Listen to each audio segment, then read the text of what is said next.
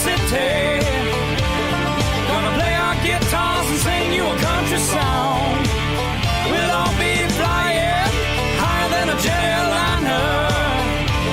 And if you want a little bang in your yin yang, come along. Well, come on along and welcome aboard. Thanks a lot for taking Indiana Sports Beat along for the ride. Wherever you're going, whatever you may be doing, we appreciate you taking Indiana Sports Beat with Jim Coyle along. Jim Coyle with you.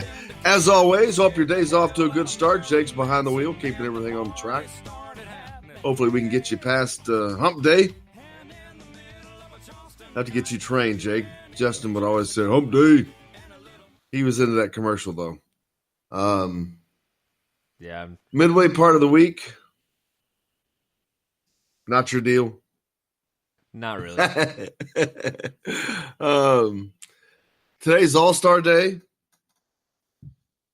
The juniors and the seniors will tangle up in Newcastle. All kinds of things going on today, basketball-wise. Juwan Morgan also, I think, is getting having a workout with the Pacers. Yesterday, they announced a new Big Ten commissioner, Kevin Warren, former COO, Chief Operating Officer for the Minnesota Vikings. Introduced by IU President Michael McRobbie.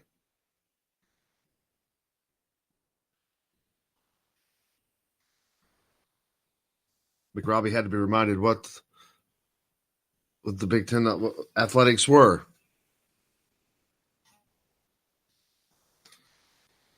It's kind of ironic Michael McRobbie was introducing the new Big Ten commissioner. Since we were just talking about Indiana siphoning so much money, Big Ten network money away from the athletics program the day before. Caleb Murphy, Indiana football gets a big commitment from Caleb Murphy, in-state lineman, West Washington.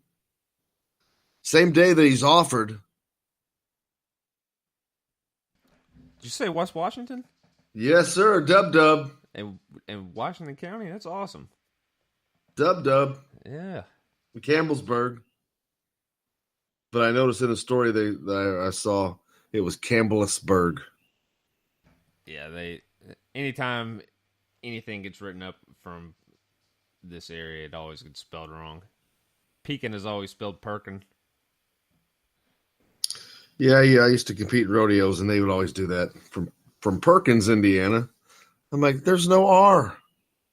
Why is it so difficult? Or it was Pekin, Indiana. When I had that address. Hey, later on in the hour, we're going to talk about why, how in the world is Antoine Randall not already in the College Football Hall of Fame? This is the 8th straight year he's on the ballot. Why? Why is he on the ballot? He should already be in the Hall of Fame. Are you kidding me? I'm not going to debate it right now. We'll do that later on in the hour, but it's just nuts. Seriously. I can't even hardly not debate it right now. Are you ready? I guess. I'm probably going to agree with you, though. I don't know how much of a debate it's going to be. Feel free to hit us up on the text line if you're listening live. 812-269-6367. As I mentioned, tonight's All-Star Night. The juniors and the seniors will tangle up in Newcastle, Indiana. They have practice this afternoon. Should have a ton of audio for you for the next couple of days. We'll be covering all of that, as well as Juwan Morgan. Trying to get Juwan Morgan as well. So, trying to get a lot for you. Got to take care of the people. I'll be honest with you, man. The first summer I was doing the show, content was rough. Finding stuff. Not anymore. We're always packed, Jake. To the gills. Coming to you, of course, from the Golf Club at Eagle Point Studios. A lot of camps going on right now for all the different sports. As a matter of fact, if you have any interest or you have kids that have interest, just go to HoosierSportsCamps.com. They've got them all listed there. There's baseball, football, basketball, softball, volleyball. There's everything you can imagine. Jake, do you have a camp? Are you going to camp? I wish I could. Those were always a great time when I was a kid. Did you go to sports camps? Yeah, I went to Indiana basketball camp about every year. Oh, did you really? Yep. So they were pretty tough too. Like kind of like how Todd Leary was talking about last week, I think it was. I went to the Mike Davis camps, and before that, I went to Tim Knight camps at Providence. They always had the players down there, but Bob Knight was never there. It was his brother that ran that camp. That's his son. Oh, yeah, that's right. But all those camps were Tim Knight camp. Were really, really drill oriented, and they were tough. But I learned a lot. The Tim Knight camp. That's funny. That's stretching it. That's making $1 off of a name right there. That's hilarious. They are estranged, to the best of my knowledge. Now, sad thing there, but but you never got to go to the Bob Knight camp. No, I never did. By the time I got up to that age to start going to camp, I mean, by that time he was gone. So,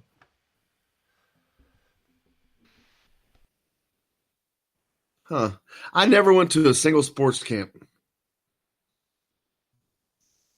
I think it's because we were too poor. I'd never heard of a sports camp, and yeah, that wasn't a thing yet. Yeah, there was all kinds around here. Like I even went to Robbie Valentine's camp every year, and he had his and Jeff, I think. Robbie Valentine used to play for U of L.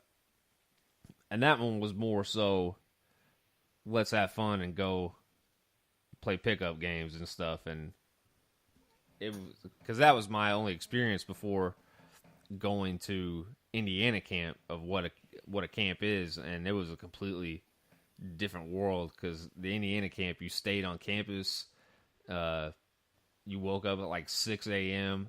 and I'm like in 4th grade, and we go and we play. We have like 3-day practices basically for like from 6 a.m. till 6 at night, and we're just in hyper all day long for about a week. Indiana camp was real, baby. It was for real. Tim Texan wants to know, is there any TV coverage for this weekend's All-Star games? I believe that there is. I think I saw on Facebook there is the India Sports Network or something like that. Greg Rakestraw's outfit. Check that out. But go on Facebook. I think you can find it. I streamed one of the games last year, and I thought about doing it again just to do the play-by-play. I enjoy doing it. I enjoy doing play-by-play. I may think about it if they let me do it down in Louisville. They might let me stream that. If they do, I will.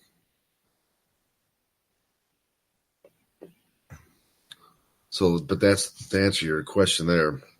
And then another question on the text line. Whatever happened to Pat Knight after leaving Texas Tech? Well, he went to Lamar. But then he was let go at Lamar. And currently, to the best of my knowledge, Pat is a scout for the Pacers.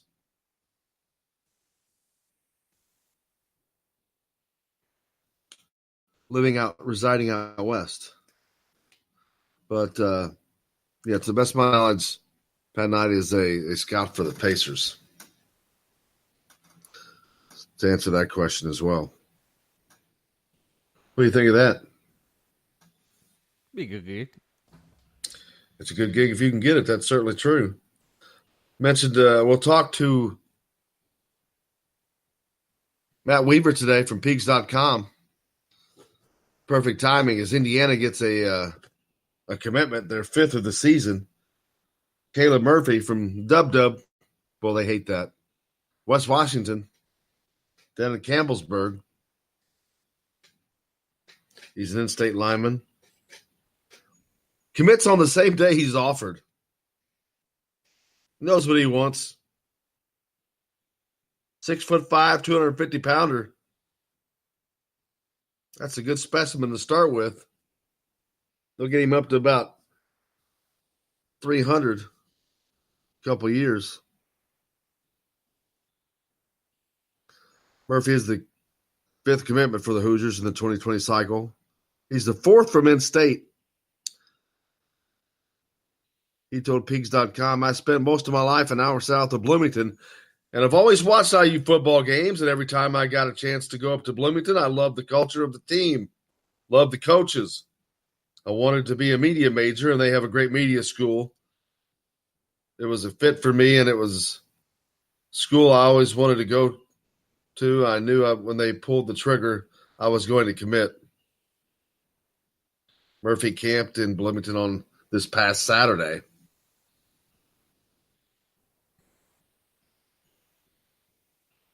So there you go.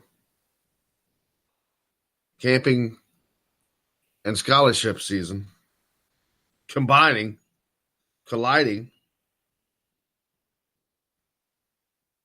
So good deal for him. The All-Star juniors and seniors played tonight in Newcastle, as I said earlier. They had practice during the day. And then Juwan Morgan also has a workout with the Pacers today. He has several workouts scheduled. But a good opportunity. It's a great opportunity for people in the Newcastle area, I mean, or wherever, to see these two teams, because you get to see guys in the immediate college future, whether it's at Indiana or Purdue or wherever.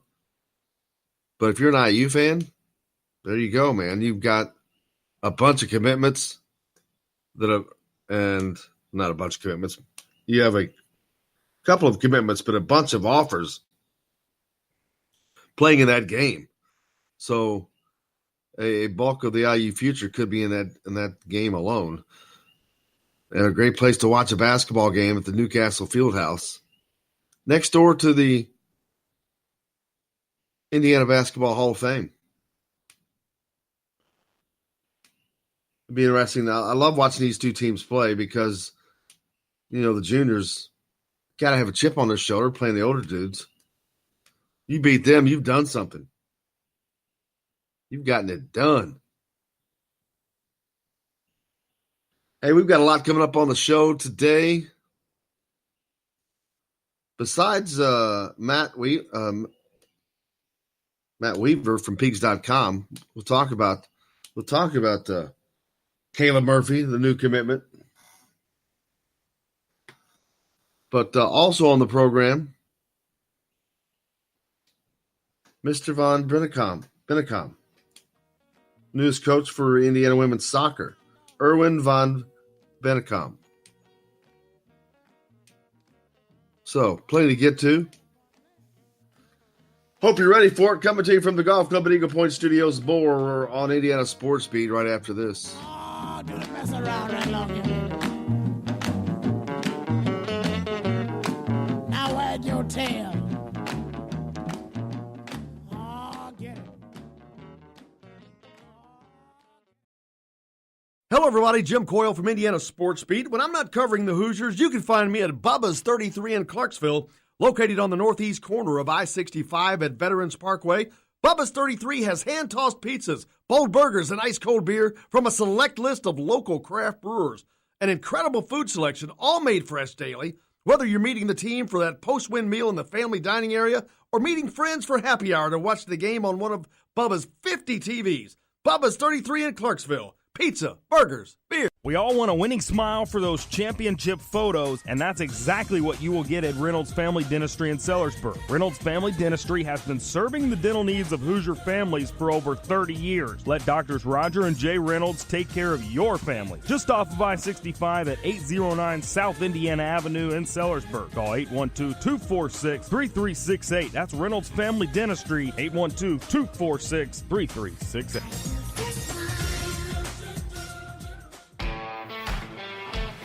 Now that warm weather has arrived, it's time to hit the links, and there's no better place than the golf club at Eagle Point in Bloomington.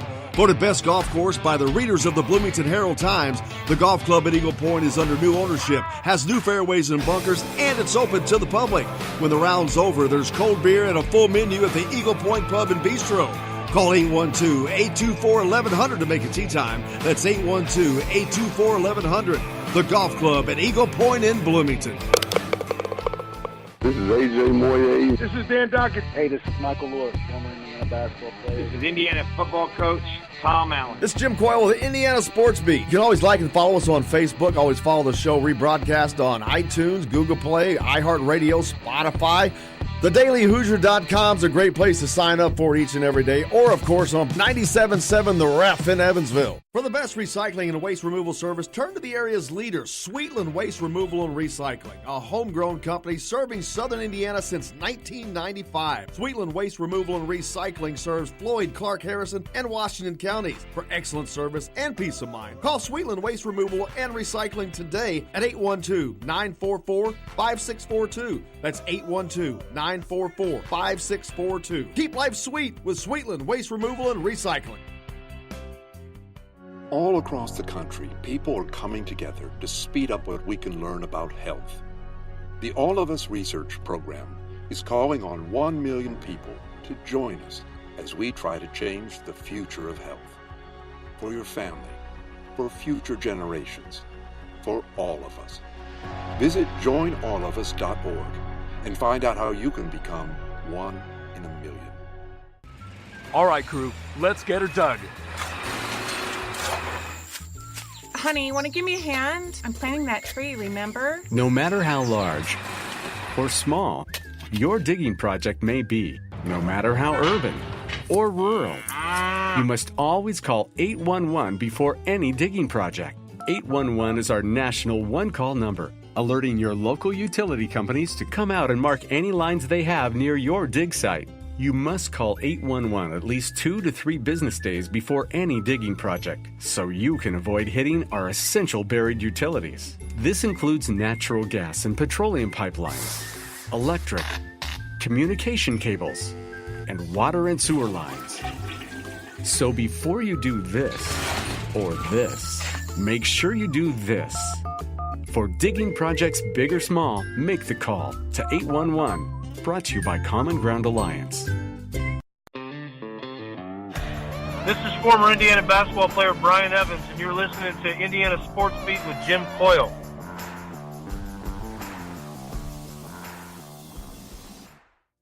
Everybody understands the blues. Are you listening? Welcome back to the Golf Club at Eagle Point Studios, Indiana Sports Beat with Jim Coyle. As always, hope your day's going well. If not, continue trying to get it headed in that direction for you. But right now, we're joined by Brian Davidson. And if you've been paying attention, if you're an alumnus of Indiana, you may have noticed that the elections are going on right now throughout the month of June for the Board of Trustees. And Brian is running for an at-large spot, I believe. Is that correct, Brian? That is correct. I am running for one of 3 at-large spots for alumni. Now, how many people are currently running for that, vying for those 3 spots? So it is just one spot open right now. A elected trustee would serve a 3-year term. So I am running for the one open spot coming up this year, and I'm running up against the incumbent, who is Mary Ellen Bishop, and this would be her 4th term on the board. Always tough to defeat an incumbent for obvious reasons, but obviously she's been in the state for a long time. Probably has tremendous name recognition from the state, but at the same time, I thought it important to put my hat in the ring, offer a choice, and offer a bit of a different direction towards the future. You know, there's in most elections nowadays, there are term limits. Is that something that exists on the Board of Trustees? To the best of my knowledge, absolutely not. A lot of these trustees have been on the board for quite some time. Most of the time, these elections are actually quite competitive. In the last cycle, there were 7 people running. It just turns out that only 2 ended up running this year. Very well. And I noticed part of your platform has involved the BTN funds that have been coming into Indiana, which are very, very lucrative, but they're not all going to the athletic side. Sure. That is there's 2 main parts to my plank for why I'm running. The first I really want to point out before I dive into the BTN money that really fires a lot of people up, but I do want to touch on education first because it does come first on my platform. And really it's focusing on changing the model of higher education to better adapt for the future. I think we can all agree that college, for the most part, looks in many ways very, very similar to when I went to school, and in some ways very similar to when my parents went to school. And that old debt-driven, constant tuition going up model, in my opinion, is not fit to keep standing and keep raising the debt level in this country. And I absolutely am running to transform that model and adapt it towards the future. And my first big plank in trying to achieve that would be pushing for tuition caps to start to achieve some technological advances within the university. But diving back towards the BTN and athletic piece of my platform, last year around the IU football tailgate, and like it or not, a lot of times at these IU football tailgates, there's a little bit of negativity in the air. And last year I noticed for the first time that rather than blaming the coach or blaming a player, or blaming facilities or blaming the interception that we just missed, a lot of the negativity started moving towards the administration's handling of BTN money and specifically using BTN money for outside athletic projects. There's been a lot of different quotes by both Fred Glass as well as President McRobbie about using BTN money for the new International Studies building. And quite frankly, the reporting on this is very difficult. There aren't hard numbers about just how much money has been lifted from the athletic department for non-athletic endeavors. And it really seemed to resonate with the fan base, and there were a lot of people talking about it, and it's gotten a lot of people angry. And quite frankly, it's one of the main reasons why I'm running is to restore that funding to the athletic department or as much as possible. As we put these student athletes on TV at all hours of the night, covered in Adidas logos, I think we can all agree that we've, for a large part, professionalized college athletics. And if we're going to put these kids on TV to be earning millions and millions of dollars, that TV money should go to benefit all of the student athletes. And I want to also be very clear. I do not propose that the money only benefits the basketball program or the football program. I do believe in the 24 teams, one university concept pushed by the university right now. And I do believe that money, for the most part, as much as possible, should stay in the athletic department. So, very long-winded answer to your question, but that is the long and short of why I'm running. Well, no, it's an answer that's needed and more is like it. I mean, we're talking about $50 million a year, I think, that comes in through those sources. And is there an estimate of how much has been pilfered from the athletic side? Jeff Rabejohns of Peegs.com has put various estimates out there. By his reporting, he's put a lot of information requests out there to interview President McRobbie to get an exact total. In my digging, I cannot find an exact total. And just to throw just a little bit of a curveball out there about how difficult it is to understand the university finances. And by the way, they've done a lot of different things with the foundation over the last few years to shield a lot of finances from public records and Freedom of Information Act requests. As a bit of an anecdote, last year my little brother actually tried to buy the URL firefredglass.com, and it was already taken. And after a little bit of digging, he realized pretty quickly that actually the URL was owned by the university. It took him over 2.5 months to get a Freedom of Information Act request through to understand just a couple $1,000s, in fact, that was spent on a URL, I guess, to shield the athletic department from potential embarrassment. But that type of financial clarity is very, very difficult to find across the system right now. And in fact, it'd be one of the bigger things that I would push for as trustee there's a lot more transparency in where funds are being sent. So is that a fact that Indiana owns the Fire Fred Glass domain name? That is a fact. It's a bit of an embarrassing fact. I hate to pick out that as something of everything you just said, but my God, that just makes me laugh. I mean, it is laughable, but at the same time, it's not laughable, right? We're going to have a hearing this week to raise tuition again for students, and we're spending money on a URL to avoid embarrassment. At the end of the day, it's laughable, but it shouldn't be funny at the end of the day.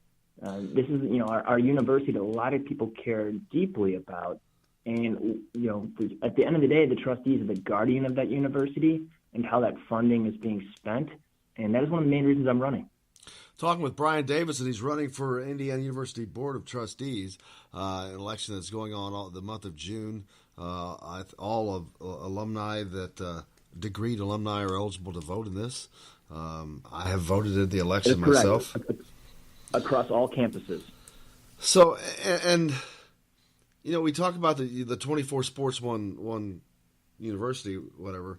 So how can these minor programs not be affected negatively by this money that is being siphoned off from the Big Ten? I mean, that's to me one of the big reasons of bringing that money in is so it can be dispersed and used by programs who aren't normally going to get the love. And they're now, and to be fair, now there are a lot of things that are going on. Wilkinson Hall just got built. It's a new home for the volleyball and the wrestling program, and locker rooms all over across programs are getting revamped. But a lot of those are privately funded, aren't they?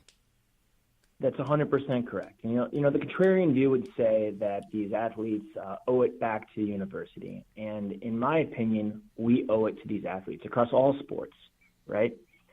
That the funding that they bring in together is spent on their well-being. Even the athletes that don't graduate, they deserve the best possible chance to succeed, whether it be in pro sports or whatever endeavor they move on to. The Student Athlete Bill of Rights spells out a lot of great things for our student athletes, but I think anyone who puts on their thinking cap for a while can figure out pretty quickly how to spend a couple $1 million specifically on athletes. Lord knows we figure out how to spend billions and billions and millions of dollars on the rest of the university and putting up new buildings and putting more granite across the state. So I think there's a lot of different things that people would talk about could potentially benefit student athletes. And I heard whispers during the Romeo Langford recruitment, specifically how IU is behind in different programs. Those things do matter if you're competing at the highest level, but it matters to the quality of the student life for, again, the non-revenue sports that you just mentioned. It makes all their lives easier. It kind of makes it hard for anyone in Indiana to ever have an argument citing lack of resources to better anything when millions and millions of dollars is being siphoned away from the athletics department. The athletics department should not be paying for the school. I mean, the school should, by and large, pay for the athletics department, but it's self-sufficient. Not only is it self-sufficient, it's sending money the other way. And yet when I go home today, I can almost guarantee there will be a piece of direct mail asking for more money. Exactly. But why are they not investing? And I don't, there's not a comparison, unfortunately, to my knowledge. I tried, but I could not find any information in regards to other universities and their disbursement of monies, if it's going elsewhere or not. Have you found that in any case? Yeah, sure. So a lot of schools in the Big Ten have been siphoning money, specifically BTN money, to other parts of the school. To my knowledge and to the reporting that is out there, no school is doing it on the scale as Indiana. And that's really what makes it most egregious. And Indiana is an athletics program that does well in certain areas, but competitive-wise, you have to contribute all the resources you can. Correct. And at the same time, we hear consistently that our football team's lack of competitiveness, more specifically, our football team's lack of attendance, hurts the department as a whole. The Big Ten has done a wonderful, wonderful job building these TV revenues and being more forward-looking than every other conference in college sports. In my opinion, we should be using that advantage to cement that advantage over time and continue to make Indiana University athletics a beacon across the United States. What are you going to do to change it? If you're elected onto the board of trustees, you're a young whippersnapper. These guys have been serving 4 terms that are probably on the board now, have been there forever. What's a young guy that's wet behind the ears as they're going to see it going to do? What's he going to get done? Sure. Well, one, I object to the point that everyone thinks that I'm so young. I'm 38 years old. It was just a figure of speech. No. Actually, referring more understand. to the older people that are probably on the board. Comparatively, I am much younger, right? But I've built a business. I've contributed to the growth of multiple businesses. I've sold a business successfully. So I think I've got enough experience. My good friend Jamie Ballinger was the youngest trustee in IU history, and I talked to him in deciding to run for this position. And he told me, he thought I was the perfect age and that I could really relate to being a student, yet I had the track record of business success. But to answer your first question, what I would do first is listen. It's ridiculous to think that I'm going to go in there and snap my fingers and everything is going to change overnight. And I want to be respectful to the existing board members and be very respectful to the existing system in place. And I'm not going to be in there specifically trying to be loud and ruffle feathers, but I'm going to be a contrarian voice in that room. I am not going to be a rubber stamp for votes that are usually sent through on a consensus basis because that's what the board does. If I feel strongly that a view is totally incorrect, if I feel strongly about a vote being totally incorrect, I'm not going to be afraid to cast my vote no. And I think that's all you can do is really listen, pay attention to the issues, pay attention to the alumni around the state, try to listen to them. I got an email today and I answered right back of, you can answer me right away, da-da-da-da. And they wrote back, I guess I just got a robo message from you. And I'm like, no, it's not a robo message. I just immediately wanted to write back and thank you for contacting me and make it clear that my ears are always going to be open and that I want to hear from different alumni around the state on how things happen. So that you go back to answering your original question, what I really want to be is a different voice in that room, pushing for change and making the system as a whole think about the future. I think for very too long, we've been looking at our budget on a 1-year window and how do we build this building for the next 5 years. I think we need to be thinking about the college debt issue in this country and leading as a university across the board. Is the athletics department going in the right direction in your mind? No, I don't think so. I think there are parts of the athletic department. I think there are Expand. parts of the athletic department that are going in the right direction. I don't think the department as a whole is. Why is that? What do you think that they need to do differently? What direction are they? Should they be headed in, and why aren't they? Difficult question to answer specifically in my role as running for trustee, right? And I want to tread very delicately on this issue. As a fan in the past, I've been very vocal about the performance of our athletic director. Very specifically, he hired, extended, and fired our football coach. He extended and fired our basketball coach. Those are the 2 high-profile positions that you absolutely have to nail. And that type of performance probably would not stand at most schools across the country. For sure, it would never stand at a school like in Alabama. You can say that IU really doesn't compare itself to Alabama. That's very fair. Would that fly at Michigan? Would that fly at Stanford? I don't think so. So that part of the equation has been off within our athletic department. Specifically, our football and basketball team are not where they need to be right now. I think most fans would agree with that. Are they going in the right direction right now? I don't know. I certainly hope so. So, I'm not going to come and I'm certainly not running a campaign on firing or hiring anyone in that department. But I would say that department is on notice and that it needs to improve. And I think that's a fair way to look at the state of our athletic department. Do you think the board, as it is now, has done an adequate job of monitoring that? Difficult to say because at the end of the day, that decision does lie with McRobbie. They have gotten involved, from my understanding, on some specific issues, but not across the board, and they have not tried to micromanage. And I think that's right. You should hire good people and allow them to do their thing. I think that's how you would properly manage an athletic department. But I do think time is coming for a judgment on the progress of different parts of the program, and I would hope that all the parts are evaluated equally. And you bring up McRobbie, President McRobbie, and but that's where the buck stops, because that's the man that's directing the money that's being siphoned from the BTN, to my knowledge.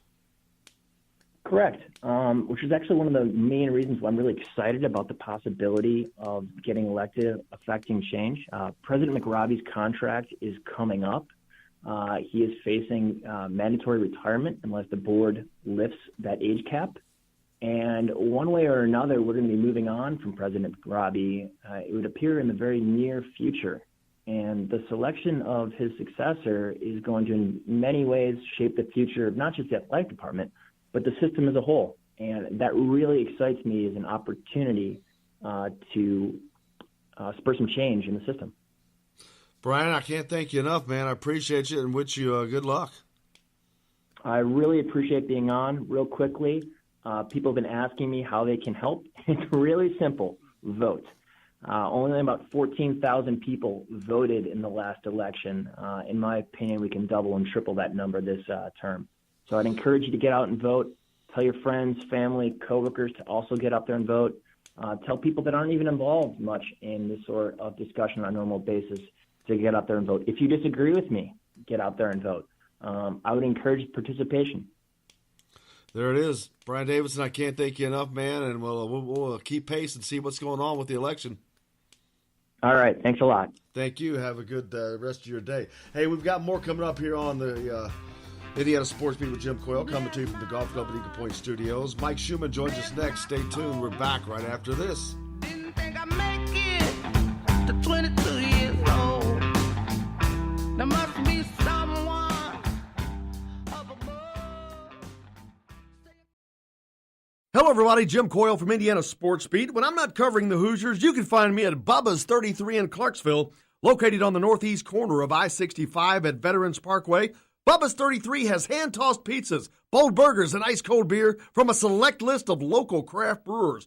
An incredible food selection, all made fresh daily. Whether you're meeting the team for that post-win meal in the family dining area or meeting friends for happy hour to watch the game on one of Bubba's 50 TVs. Bubba's 33 in Clarksville. Pizza, burgers, beer. We all want a winning smile for those championship photos, and that's exactly what you will get at Reynolds Family Dentistry in Sellersburg. Reynolds Family Dentistry has been serving the dental needs of Hoosier families for over 30 years. Let Doctors Roger and Jay Reynolds take care of your family. Just off of I-65 at 809 South Indiana Avenue in Sellersburg. Call 812-246-3368. That's Reynolds Family Dentistry, 812-246-3368.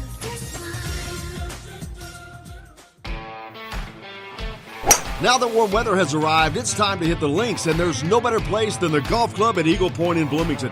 Voted best golf course by the readers of the Bloomington Herald-Times, the Golf Club at Eagle Point is under new ownership, has new fairways and bunkers, and it's open to the public. When the round's over, there's cold beer and a full menu at the Eagle Point Pub and Bistro. Call 812-824-1100 to make a tee time. That's 812-824-1100. The Golf Club at Eagle Point in Bloomington. This is A.J. Moye. This is Dan Dockett. Hey, this is Michael Lewis, former Indiana basketball player. This is Indiana football coach Tom Allen. This is Jim Coyle with the Indiana Sports Beat. You can always like and follow us on Facebook. Always follow the show rebroadcast on iTunes, Google Play, iHeartRadio, Spotify. TheDailyHoosier.com is a great place to sign up for each and every day. Or, of course, on 97.7 The Ref in Evansville. For the best recycling and waste removal service, turn to the area's leader, Sweetland Waste Removal and Recycling, a homegrown company serving southern Indiana since 1995. Sweetland Waste Removal and Recycling serves Floyd, Clark, Harrison, and Washington counties. For excellent service and peace of mind, call Sweetland Waste Removal and Recycling today at 812-944-5642. That's 812-944-5642. Keep life sweet with Sweetland Waste Removal and Recycling. All across the country, people are coming together to speed up what we can learn about health. The All of Us Research Program is calling on 1 million people to join us as we try to change the future of health. For your family, for future generations, for all of us. Visit joinallofus.org and find out how you can become 1 in a million. All right, crew, let's get her dug. Honey, you want to give me a hand? I'm planting that tree, remember? No matter how large or small, your digging project may be, no matter how urban or rural. You must always call 811 before any digging project. 811 is our national one-call number, alerting your local utility companies to come out and mark any lines they have near your dig site. You must call 811 at least 2 to 3 business days before any digging project, so you can avoid hitting our essential buried utilities. This includes natural gas and petroleum pipelines, electric, communication cables, and water and sewer lines.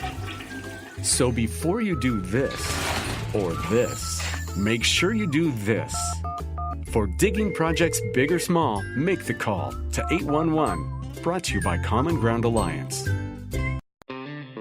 You're on the line with Jamal Meeks, former Indiana Hoosier, number 23, 1992. And I'm on the beat with Jim Coyle. Sometimes the world doesn't make a whole lot of sense to me, except on the basketball court. And that's good enough for me. Coach. Yeah.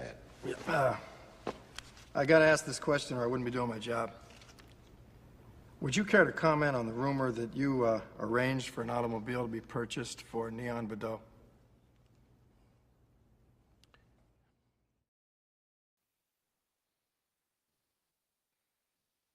Neon, 25th anniversary of Blue Chips. Blue Chips turns 25. Darker days for Pete Bell, Coach Pete Bell to come after that.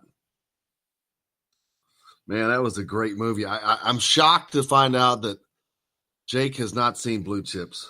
I cannot believe that. You're a big basketball fan, man. Yeah. How in the world have you not seen this movie?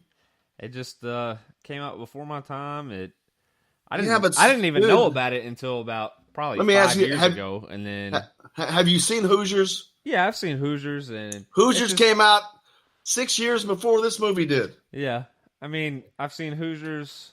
I've seen a lot of movies, but I mean, this one is just never. It's not like streaming anywhere, as far as I know. Well, probably not now, but neither is Hoosiers. Yeah, I guess, but they showed that in school. That was the first time I saw that was in school. I don't think they're going to show Blue Chips to a bunch of fifth graders. No, but I'm still shocked that this one has escaped your repertoire, man. Gotta fill it. It's definitely on the list now. Oh my gosh, there's just tons of Indiana references. They play Indiana at the end. Bob Knight wouldn't let them when they were filming the movie. Bob Knight wouldn't let them win, so they had to edit around that. It was just all kinds of craziness. Yeah, but the 25th anniversary of Blue Chips, how about that? That'd make you feel old. Matt Nover's in it. Ricky Rowe. He played a little farm boy from Indiana. His family ends up with a brand new John Deere tractor in their barn. Little cameos from Larry Bird. But the funny thing was watching the Indiana team at the end of the deal when they're playing their fictitious Western University, and to see, oh gosh darn it, who is the Bobby Hurley? To see Bobby Hurley in an Indiana uniform, that was funny. That was kind of funny. Does Western University get in trouble by the NCAA in this movie? Oh yes, they do. So it is a work of fiction. Oh, but well, hey, I don't know that to be fact. They commit NCAA violations. Let me say that. The movie lets off from there. So they probably had nothing happen to him. That's probably a very, very astute point. But Antwaan Randle El. How is this dude not in the Hall of Fame already? He's up for the College Football Hall of Fame on the ballot for the 8th consecutive year. But what I don't understand is, how is he not already in the Hall of Fame? He did stuff before anybody else had ever done it. He set the bar. It's over 6,000 passing yards, 3,000 rushing yards. The first to ever do that. He actually ends up with close to 7,500 yards passing, I think. But the first to ever do that. He was the Big Ten Freshman of the Year. Then, for the next 3 years, he was all Big Ten, including Player of the Year. I mean, not that your pro career has anything to do, but to back up what he did in college, he goes on and has a 10-year pro career, collecting a Super Bowl ring with the Pittsburgh Steelers.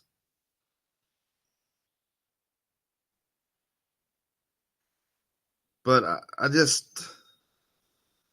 don't see how he's not already in the Hall of Fame with his numbers. They're gaudy. They're gaudy. These are gaudy numbers, folks. He did this before anybody else. And he did it on an Indiana team. Let's don't forget that most important fact, which is what is hurting him. Now, that is the thing that cracks me up most. The fact that he played on a bad Indiana team, just like it does in the Heisman race, looks like it did in the Heisman race when he should have been a much better, more viable Heisman candidate. The fact that he plays on an Indiana team hurts him like it hurt Tevin Coleman, which to me, that is the most ridiculous thing in the world, because to me, that makes what they do all the more awe-inspiring. It makes it that much more difficult to accomplish. And the fact that they are getting that accomplished on a team like that makes that achievement that much greater. Why is the thinking so backwards on that? Walter Payton, when he was getting all those yards through all those years, with the exception of a couple, we're on bad Bears teams, man. He did it on bad teams. That makes what he did that much more special. He didn't have Emmitt Smith's line that were multiple Super Bowl winners, multiple times. He had a bad news Bears team for most of the time, but he did it on his own. Tevin Coleman had a 2,000-yard rushing season. Didn't even get an invite for the Heisman Trophy. Are you kidding me? And he did it on an Indiana team in the Big Ten.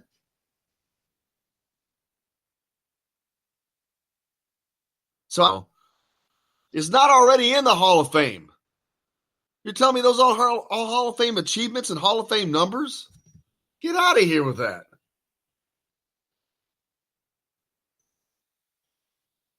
I mean, it's just nuts. He was in Indiana in the late 90s, early 2000s. Played mostly quarterback, except for that great divine inspiration Cam Cameron had to make him a wide receiver in college, which is what he would be in the pros. And that's the thing. Cam Cameron takes a lot of flack over that with good reason. He was looking at it because he had a pro mentality, a pro mind. He knew where he was going to be in the pros. It was not going to be as a quarterback. And he was right. But he screwed up by doing it in college. He should have left him where he was.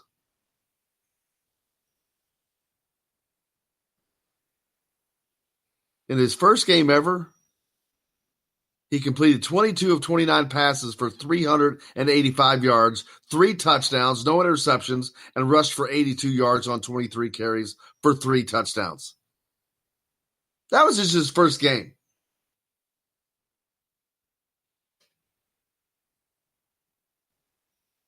How about that? 467 yards. That broke the NCAA freshman total offense records in their first collegiate game. So he started setting the bar immediately. The first time he stepped on a field in college, he set the bar. That performance was also third all-time highest passing yards in a single game for Indiana. All-time. Third, all-time. His first game ever. Setting the bar.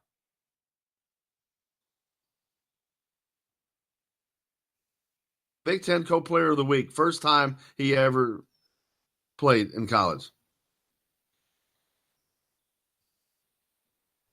Amazing.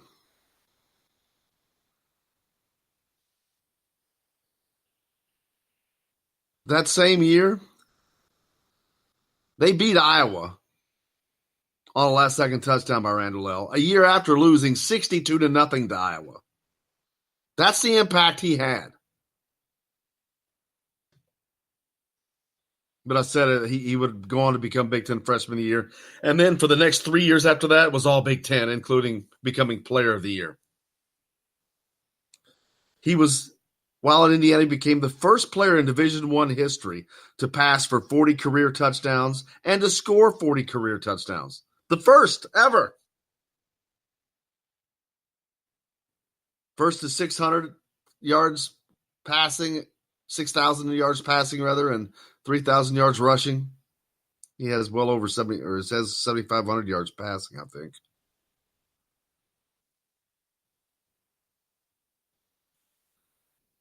He won the Chicago Tribune Silver Football, which is the Big Ten Player of the Year, their most valuable player. He was the Big Ten Player of the Year. Finished his collegiate career as the fifth on the all-time NCAA total yardage list. And became the first player in college football history to record 2,500 yards for each of 4 consecutive years. These are a lot of firsts he's doing, man. He's setting a lot of bars. That's a lot of firsts, folks. He was a player of a generation. One of the absolute best players of the generation, but offensively, second to none. And it's taken 8 years and he's not in the Hall of Fame already? Really? Those are not Hall of Fame numbers? Really? Doing that on a substandard Indiana team? Really? Are you kidding me? Who's voting on this? Because the fact that they're going through this is ridiculous. Penn State's quarterback or coach at the time, Joe Paterno, said of Randall L., he is just the whole offense. It is scary to watch him. He is so quick that if you don't get on him, and you wait for him to pitch the ball, he'll take off on you. He's just an amazing athlete. I don't know how you get ready for him. Guess what else he did? He played varsity basketball under Coach Bob Knight in the 98-99 season. He also played varsity baseball during the 2000 season for Indiana. A 3-sport star. Got drafted by the Cubs. Drafted by the Cubs. Played professional football for 10 years. Nah. Let's just give him another. I don't know he's worthy of the Hall of Fame. What is this, a joke? Time to vote Randall L. into the Hall of Fame. Hey, we got a lot more coming up on the program today. Matt Weaver from Pigs.com. We're going to talk about a new football commitment. Also, Erwin Van Bennekom, Indiana's new women's soccer coach.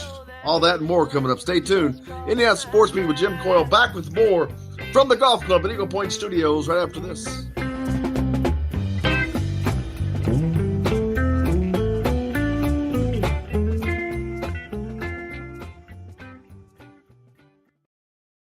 Hello, everybody. Jim Coyle from Indiana Sports Beat. When I'm not covering the Hoosiers, you can find me at Bubba's 33 in Clarksville, located on the northeast corner of I-65 at Veterans Parkway.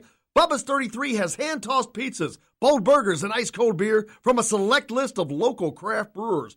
An incredible food selection, all made fresh daily. Whether you're meeting the team for that post-win meal in the family dining area or meeting friends for happy hour to watch the game on one of Bubba's 50 TVs. Bubba's 33 in Clarksville. Pizza, burgers, beer. We all want a winning smile for those championship photos, and that's exactly what you will get at Reynolds Family Dentistry in Sellersburg. Reynolds Family Dentistry has been serving the dental needs of Hoosier families for over 30 years. Let Doctors Roger and Jay Reynolds take care of your family. Just off of I-65 at 809 South Indiana Avenue in Sellersburg. Call 812-246-3368. That's Reynolds Family Dentistry, 812-246-3368.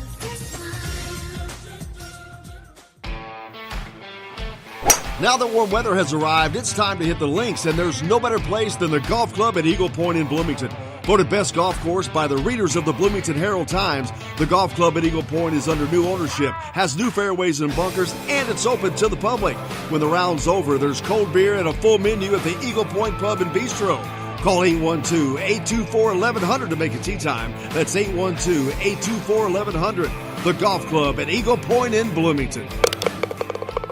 This is AJ Moye. This is Dan Dockett. Hey, this is Michael Lewis, former Indiana basketball player. This is Indiana football coach Tom Allen. This is Jim Coyle with the Indiana Sports Beat. You can always like and follow us on Facebook. Always follow the show rebroadcast on iTunes, Google Play, iHeartRadio, Spotify.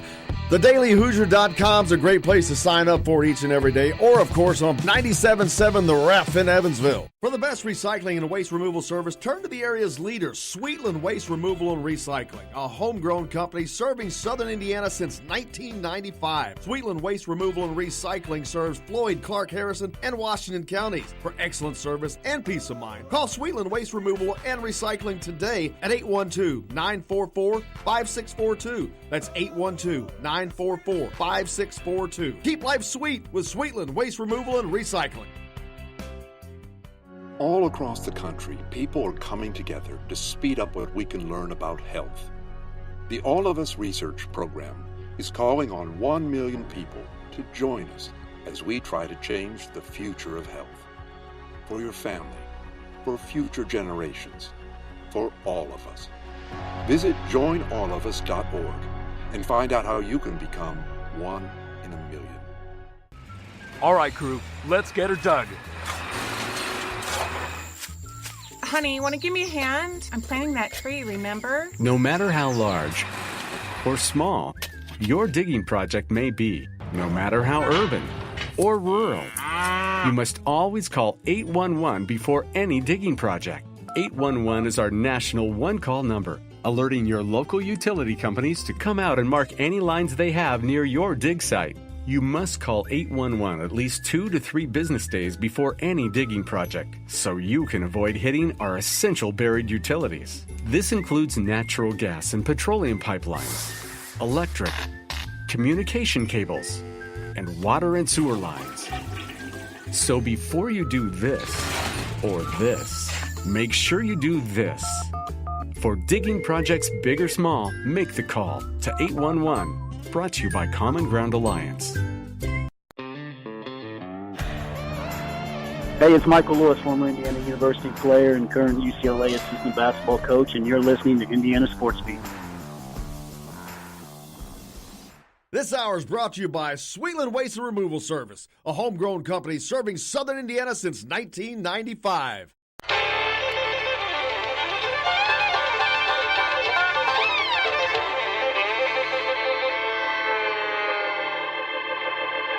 Well, we're coming to your city. Gonna play our guitars and sing you a country song. We'll all be flying higher than a jetliner. And if you want a little bang in your yin-yang, come along. Well, come on along and welcome aboard. Thanks a lot for taking Indiana Sports Beat along for the ride. Wherever you're going, whatever you may be doing, we appreciate you taking Indiana Sports Beat with Jim Coyle along.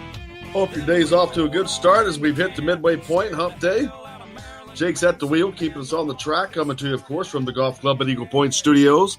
Plenty to talk about today. Matt Weaver from Peegs.com will join us. We'll talk about how things are going on the football front for Indiana. Of course, a new, commitment in the 2020 class there with an in-state kid we'll talk about. Caleb Murphy. We've got a new Big Ten commissioner. It's 25 for Blue Chips. Maybe hear from Coach Pete Bell. You never know. We'll have to check in. Pete Bell may be having a press conference. We'll have to, we may go there live.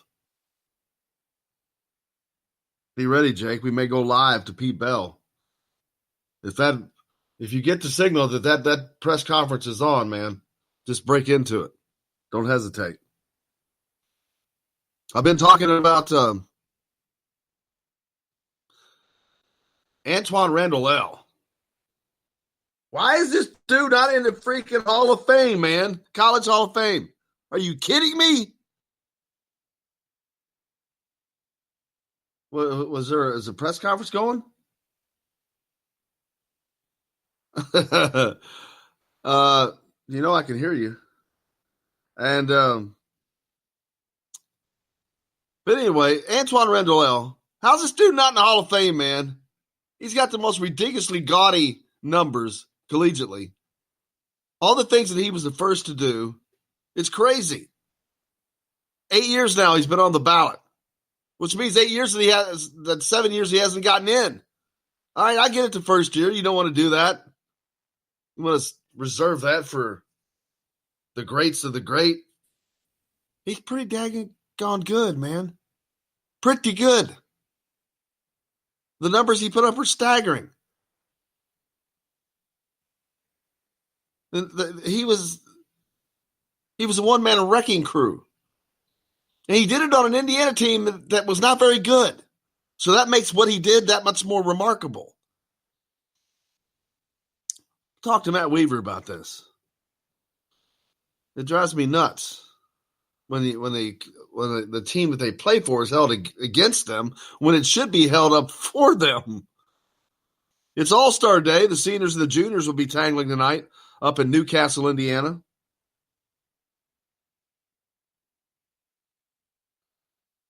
Be a good opportunity to see a couple of commitments that are heading to Indiana as soon as they finish up that All-Star series. And several guys that Indiana is talking to on the junior side. Juwan Morgan scheduled workouts with the Pacers today, as he is attempting to continue his career professionally. I think he has several workouts scheduled. We'll try to talk to Juwan. We'll try to get as much audio as we can today. I'll be covering all of that stuff, the senior all-star game, practice. OG is active for tonight's NBA game,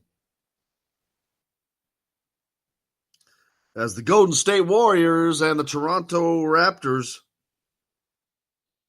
are tangling for NBA supremacy. That series is tied at 1 game apiece. I think Golden State stole one at Toronto last time, didn't they? Yep, they won. They were down by, I think, 15 or something like that. And then they 109-104 is what the final score was. Yeah, they went on a 20-0 run in the third quarter. I got to tell you, man, I want to see OG get a ring. Drake's making it awfully difficult for me. I wish somebody would plant him. He was pretty subdued the other night once they... well, it's kind of hard to run your mouth when you're losing. Yeah.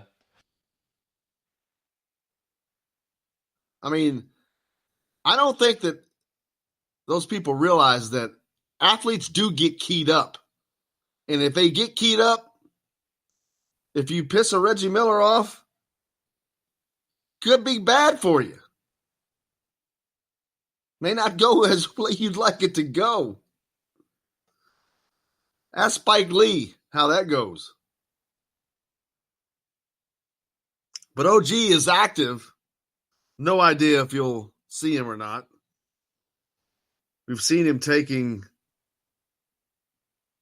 practice and warm-ups, but he was actually dressed in street clothes, I think, when I saw that. It's camping season. Lots of camps going on right now. Check into Hoosier Sports Camps.com.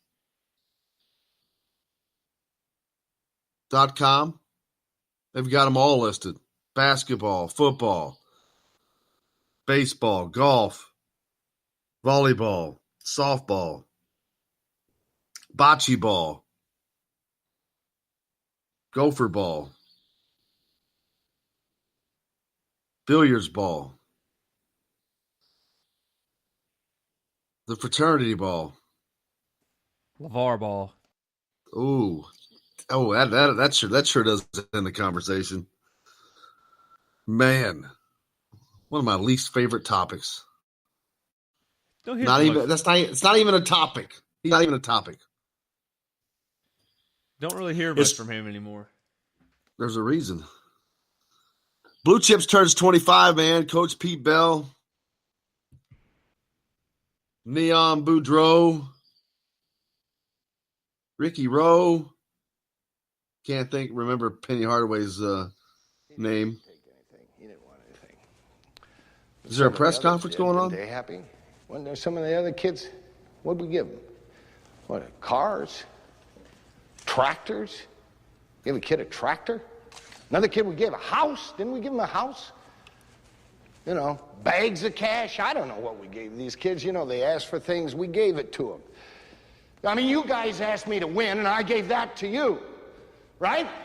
And the alumni are all jerking off over this win, which is the only time the alumni ever Coach Pete Bell. Is that Kansas? Was that Bill Self? No, that was Pete Bell. Western University. Dolphins. I can't say the word Dolphins without thinking of I'm on a boat doing flips and stuff. Whole another reference. Is that one over your head too?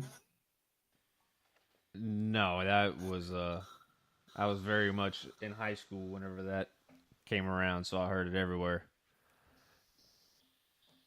Hey, we've got a lot coming up on the show today. Matt Weaver coming up next. He's with pigs.com, and he's a football guru. We'll get you all caught up. A brand new commitment for Indiana. Caleb Murphy, they're fifth in the 2020 class. Big in-state lineman. He gets offered, says, I'm coming. I'm not going to wait. HoosierSportsCamps.com. Go to it. Find out what's going on for all the various sports because they're happening right now. We've got a lot more coming up here. It's the 25th anniversary for Blue Chips, and coming up next, Matt Weaver from Pigs.com from the Golf Club at Eagle Point Studios, back with more Indiana Sports Beat right after this.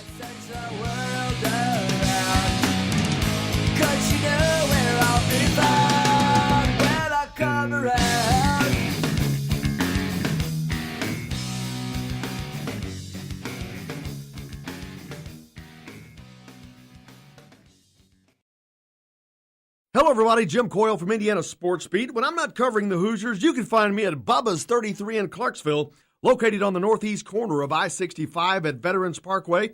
Bubba's 33 has hand-tossed pizzas, bold burgers, and ice-cold beer from a select list of local craft brewers. An incredible food selection, all made fresh daily. Whether you're meeting the team for that post-win meal in the family dining area or meeting friends for happy hour to watch the game on one of Bubba's 50 TVs. Bubba's 33 in Clarksville. Pizza, burgers, beer. We all want a winning smile for those championship photos, and that's exactly what you will get at Reynolds Family Dentistry in Sellersburg. Reynolds Family Dentistry has been serving the dental needs of Hoosier families for over 30 years. Let Doctors Roger and Jay Reynolds take care of your family. Just off of I-65 at 809 South Indiana Avenue in Sellersburg. Call 812-246-3368. That's Reynolds Family Dentistry, 812-246-3368.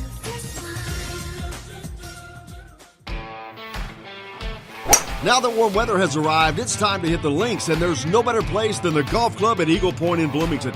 Voted best golf course by the readers of the Bloomington Herald-Times, the golf club at Eagle Point is under new ownership, has new fairways and bunkers, and it's open to the public.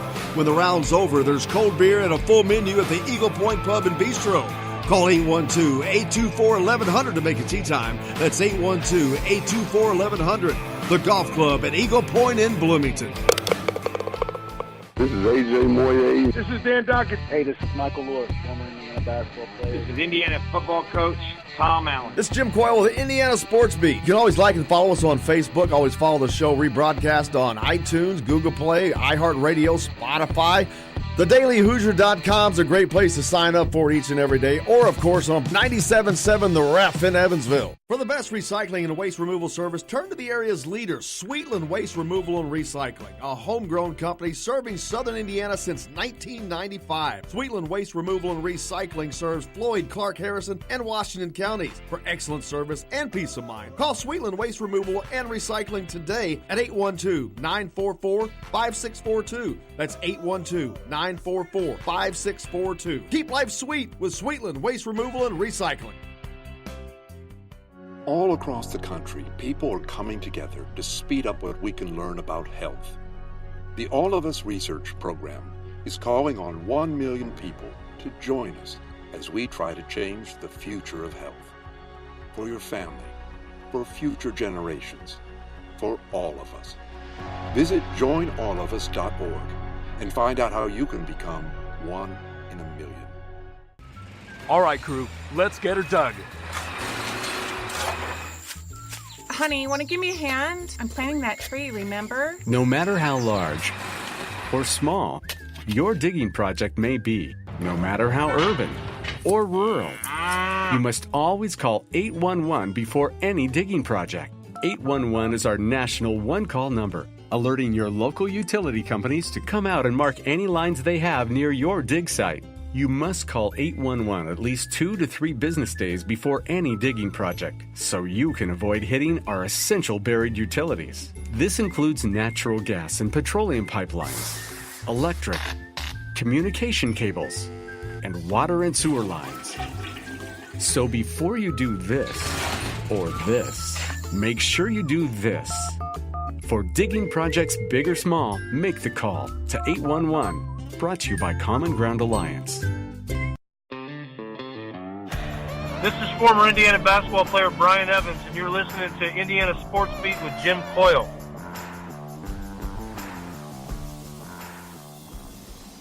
Today's guest is brought to you by Reynolds Family Dentistry of Sellersburg. You need $1 million smile for those championship photos, and that's exactly what you'll get with Reynolds Family Dentistry.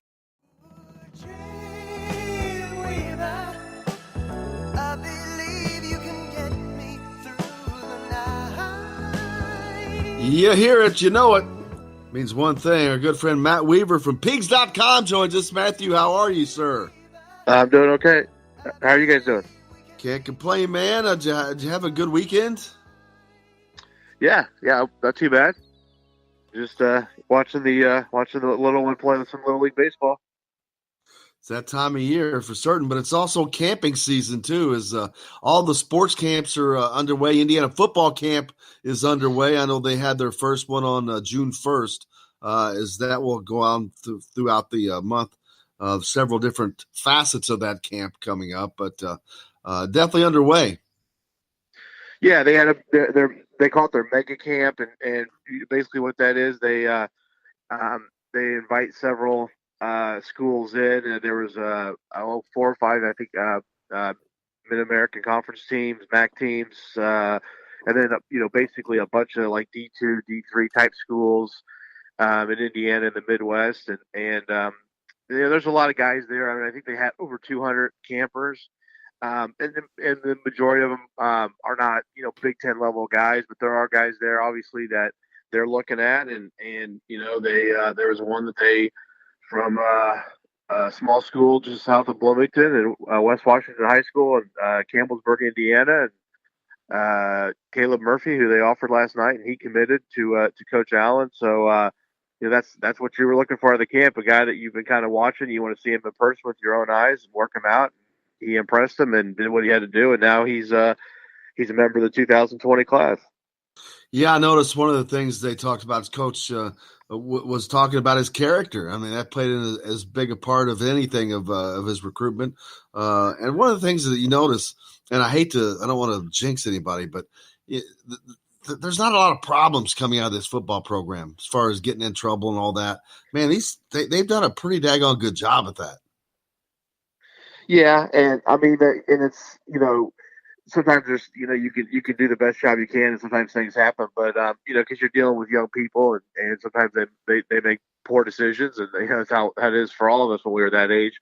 But yeah, they trying to find guys who fit their culture, who fit in their locker room, who fit what they want representing, the university, is important. I mean, obviously you got to have talent. I mean, that's the first thing at the top of the list. That if you don't have that, it doesn't matter. But once they find out they find the guys that have that talent they're looking for, that ability to play Big Ten football, then you start looking at will they fit in the locker room? Will they be a good teammate, a good a good person to coach, a good player to coach, and that's a big deal. I mean, it really is a big deal, and some guys might get turned off or turn off the staff because of things they might hear about them or things they see. But they do their best to kind of try to filter through and find those guys, and so far so good. And I think that's going to be a big deal for Coach Allen. I mean, like I said, you got to be able to play, but he's looking for guys who really want to be in Indiana, who take pride in putting on that uniform. And Caleb Murphy's a guy who has talent, but he also has those other intangibles that he's looking for. And definitely showing that he wants to be in Indiana when he offered and accepts the same day. Kind of unusual in a recruitment process, especially now. You used to get that a lot, but nowadays most kids are wanting to weigh their options, take their visits, go through the process. Man, not Caleb Murphy. He said, boom, okay, I'm in. Yeah, and I think that's because he was, I mean, it may be, unusual that his dream school is Indiana because, I know with the lack of success, it's probably not a dream school for a lot of players growing up.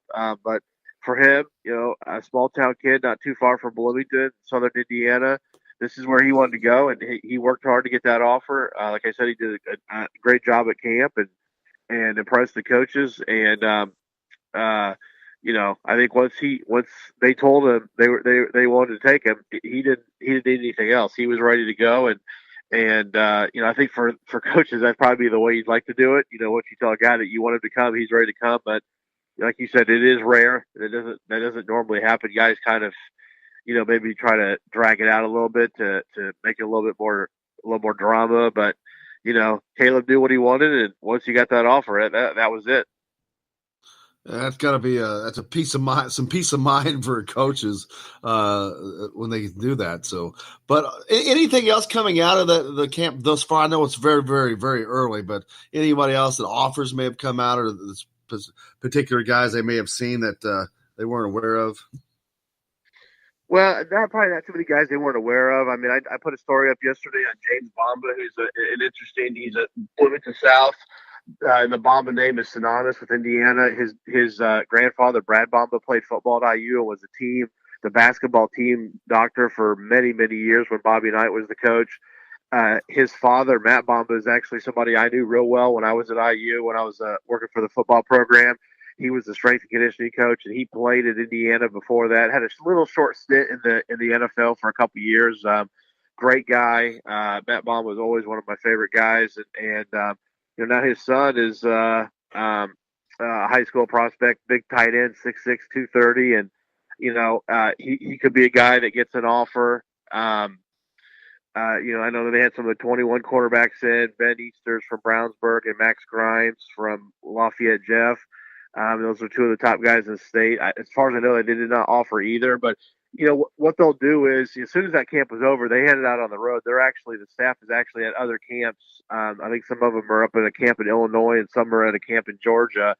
And those count as your camping days. In fact, I don't think there's another camp in Indiana until the 8th, this upcoming Saturday. I think that's the next time they'll be on campus for their own camp. But they'll want to watch some of the film, and so you may not hear about offers from that camp for maybe another few days, a week or so. They get a chance to watch some of the film because they get to film those guys and watch them in camp, and have their staff meeting and go over what they think of each guy, and you can see some offers. And really, you may see more offers in the 21 class. As far as the 20 class, I would think most of the guys, other than like I said, James Bomba, a guy like that who they know about and they want to see and work out. but any new offers are probably more that are some of the younger guys that they maybe haven't seen as much, and this was their first opportunity, and they want to get in early on them. So but it sounded like the camp went great. They had, like I said, a number of guys there, a lot of schools there, and that's the kind of stuff you want to have when you're starting your camp season. With the evolution of recruiting in all sports, has camping become more of an important tool, or is it just as important as it's always been? I think it's gotten bigger, and especially with the rules. I don't remember in the past coaches going to as many camps, and they would go to a few. But now, like I said, they had a camp and they're on the road for basically a week. And the NCAA mandates so many days the staff can work at camp, whether it's your own camp or you go to somebody else's. You get so many every summer. And it used to be the IU staff would basically have about 14 days of camps. They're not doing that now. I think I have to go back and add it up. But it only maybe about a week's worth of camp when you add it all up, around 7 days, and the rest of the time they're at other camps. Like I said, there's some. And if any member of your staff goes to another camp, even if it's just one guy, that counts as a camp day. So if you're going to do that, then you might as well send everybody out and send them to as many camps as you want to go to, and so because a lot of times it's tough. A kid from Georgia, a kid from Florida, he may not be able to afford the plane fare or be able to drive up here, with the gas money and all that to go to a camp. So if you want to see him, you may have to go down to where he's from. And it may just, it could be a kid from anywhere, but I mentioned those two because they recruit those states heavily, and obviously they're kind of far away. So, I think to me that's the biggest thing that's changed with camp season is the coaches going out more to these other camps and these kind of satellite camps where you go out. There's a bunch of schools there, and you get to work with kids and see them in person. And really, they know who a lot of these guys are. It's really more about this gives Coach Allen a chance to see him with his own eyes because he can't go out in the spring. He can do it this time of year, and then also you can see some of the younger guys that are going to be juniors, guys that are going to be sophomores. Those guys you can get your eyes on and work with, and those are the guys you're starting to build those relationships. So I think that's where it's probably changed. But camp season is big. I mean, this is a time where you work with guys can visit. And here in about a week and a half, they're going to have some official visits, and I think you're going to see more guys popping for Indiana as far as commitments. Were you a fan of the movie Blue Chips? Yeah. Actually, one of my best friends, the guy who's in my wedding, was in the stands. He lived in Frankfurt when he was younger, and I've been to that gym. What do they call it? The Hot Dog House or something like that. Because the Frankfurt Hot Dogs, that's their team name up there. Yeah. It's actually a pretty cool gym. But he was in that. He was one of the people in the stands during the when they played the games and stuff. So I always loved that movie Blue Chips. Obviously filmed a lot of it filmed in Indiana and with Indiana players, and so I always thought it was a pretty cool flick. I'm shaming Jake. Jake has never seen this movie. I'm beside myself that he hasn't seen this movie. It wasn't during his era. It wasn't during his era, quote unquote. Well, if you like college basketball, and honestly, a lot of the things that Nick Nolte deals with as a coach obviously are going on now with the FBI stuff and players and all of the stuff that's going on. It's still, even though it's 25 years ago, it still rings true today. And I think Nick Nolte does a great job as portraying a basketball coach, and seeing Matt Nover and Shaquille O'Neal and Penny Hardaway, it's 25 years ago, it's pretty cool. Yeah, and a couple of things, funny stories about that. And I told this one earlier though that at the end of the movie they're playing number 1 Indiana and Bob Knight, and actually when Nick Nolte was shadowing Knight, I remember that. I got a picture with Nick Nolte back then, but he was shadowing Knight the season before at IU. As you could tell when he punted that ball into the stands. So I wonder where he got that from. But anyway, they're filming the movie, and Knight won't let them win. The Dolphins are supposed to win, and when Knight won't let them win, and they have to edit around that. But the other funny story is they were worried about getting people in for extras, and like, man, we got to get a bunch of people to pay and all this. And they're like, no, you don't understand. These people will pay to come to this. So they ended up charging it a small admission. I think it went to charity or whatever. But and people were paying to get in instead of being paid to be in the movie. Yeah, I can still remember on the news when they did the movie, and I remember Nolte the year before. It was such a big deal that he was down. This big Hollywood actor was in Bloomington and sitting there with Knight, practices and team meetings and all that kind of stuff. And then when they made the movie the following year, and all those superstars were in a little town in northwest Indiana, it was a big deal. So I read that story too about Knight, how he made it difficult for him, which is not surprising. And but yeah, I think it's a good movie, and the basketball scenes are obviously played by obviously real basketball players, so it's authentic, and it's pretty cool. Like I said, I thought it's a movie I've always really enjoyed, and it's real life. I mean, this is kind of stuff that's going on in college basketball, unfortunately. And it's All-Star season, at least for basketball right now. On this date, Jay Edwards scores 30 points to lead Indiana All-Stars over Kentucky in the 1987 All-Star game in Freedom Hall. There's his name from the past, blast from the past.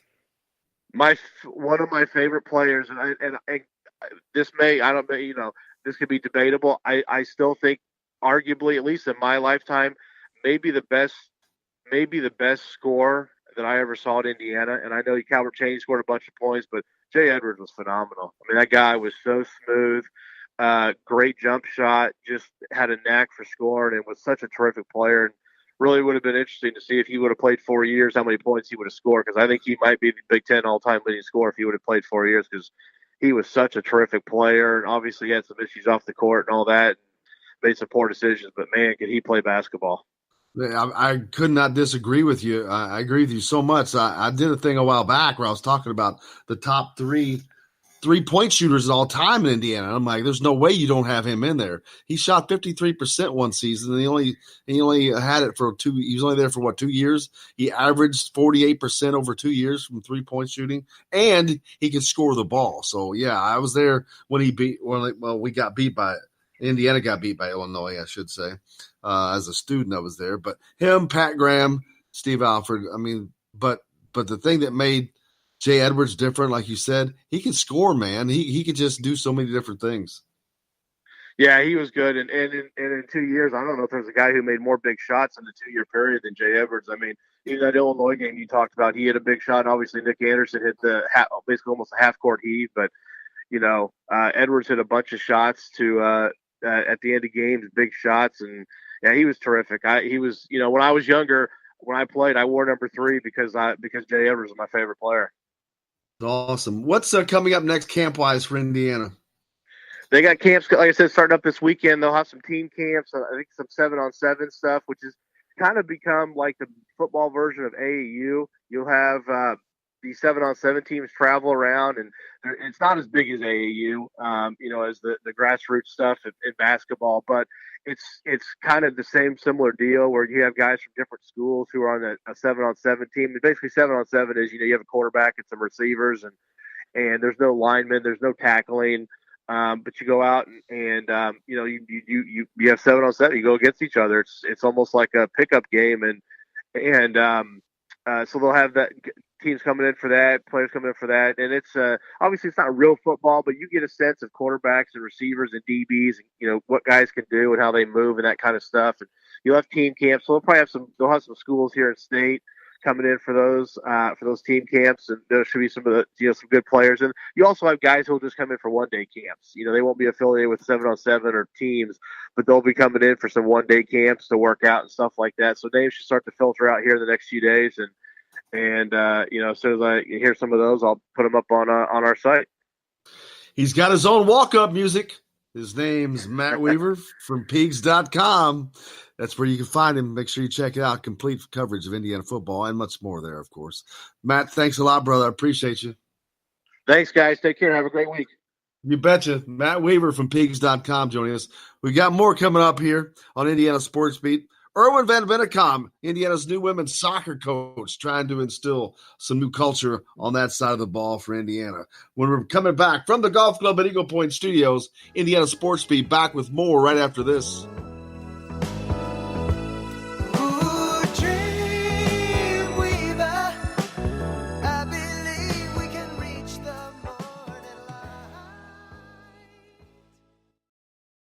Hello, everybody. Jim Coyle from Indiana Sports Beat. When I'm not covering the Hoosiers, you can find me at Bubba's 33 in Clarksville, Located on the northeast corner of I-65 at Veterans Parkway, Bubba's 33 has hand-tossed pizzas, bold burgers, and ice-cold beer from a select list of local craft brewers.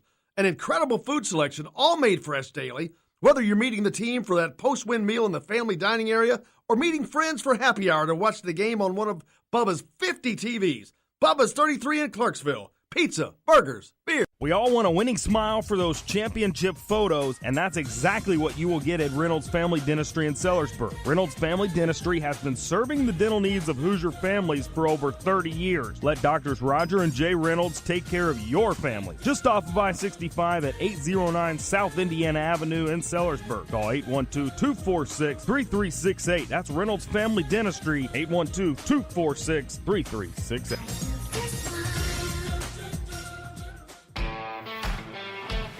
Now that warm weather has arrived, it's time to hit the links, and there's no better place than the Golf Club at Eagle Point in Bloomington. Voted best golf course by the readers of the Bloomington Herald-Times, the Golf Club at Eagle Point is under new ownership, has new fairways and bunkers, and it's open to the public. When the round's over, there's cold beer and a full menu at the Eagle Point Pub and Bistro. Call 812-824-1100 to make a tee time. That's 812-824-1100. The Golf Club at Eagle Point in Bloomington.